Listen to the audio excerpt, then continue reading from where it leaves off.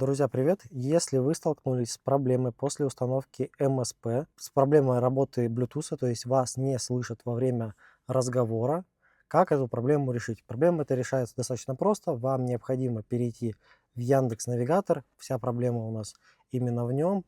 Далее мы нажимаем на настройки, опускаемся во все настройки, и у нас есть раздел Алиса. И нам необходимо отключить голосовую активацию, либо отключить полностью.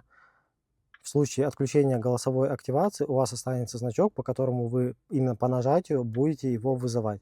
Если вы будете проговаривать «Алиса», уже никак автомобиль реагировать не будет, и, следовательно, не будет занят звуковой канал, потому что некоторые люди сталкивались, что после установки МСП при разговоре вас просто не слышат собеседники.